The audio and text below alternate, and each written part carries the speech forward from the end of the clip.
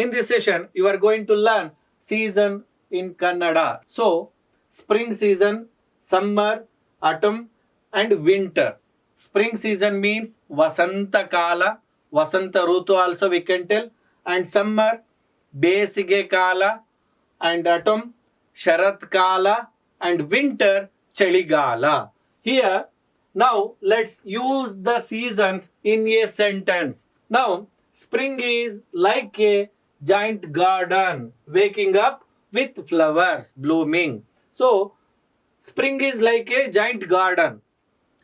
Dodda garden. Garden means Udyanavana. Waking up with flowers blooming and birds singing. So ಆ ವಸಂತ ಕಾಲದಲ್ಲಿ varieties of ಅಂದ್ರೆ ತರತರವಾದಂತಹ flowers ಹೂಗಳೆಲ್ಲ blooming ಅರಳುತ್ತವೆ.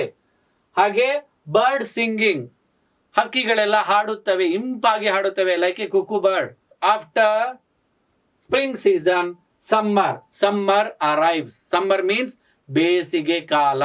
So when the sun is high up in the sky, sun is ಅಂದ್ರೆ ಸೂರ್ಯನು high up in the sky ಆಕಾಶದ ಮಧ್ಯಭಾಗಕ್ಕೆ ಬರ್ತಾನೆ. Creating warm, ಬಹಳ ಬೇಗೆ ಇರುತ್ತೆ. ವಾಮ್ ಮೀನ್ಸ್ ಬೇಗೆ. Perfect conditions for playing outside. Perfect condition means ಸೂಕ್ತ ಸಮಯ for playing outside. In autumn, ಶರತ್ ಕಾಲ, ಆಟಮ್ ಮೀನ್ಸ್ ಶರತ್ ಕಾಲ, the trees undergo a magical transformation. Trees, ಮರಗಳು, undergo ಮ್ಯಾಜಿಕಲ್ ಟ್ರಾನ್ಸ್ಫಾರ್ಮೇಶನ್, ಅದ್ಭುತವಾಗಿರ್ತಕ್ಕಂತಹ ಚೇಂಜಸ್ ಅನ್ನ ಕಾಣ್ಕೊಳ್ತಾವಂತೆ ತಮ್ಮಲ್ಲಿ. ತಾವು ಬದಲಾಗ್ತವೆ. ಹೇಗೆ? Displaying hues of red, orange and yellow. And also we witness leaves falling in atom.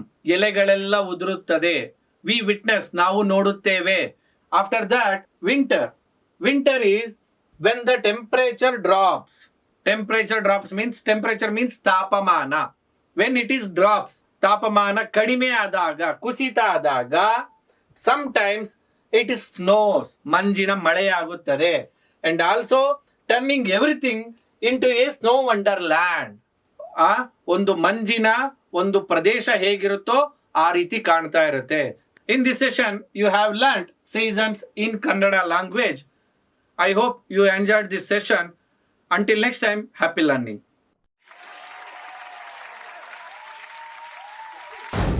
ನನಗೆ ನಾನು ಹೆಸರು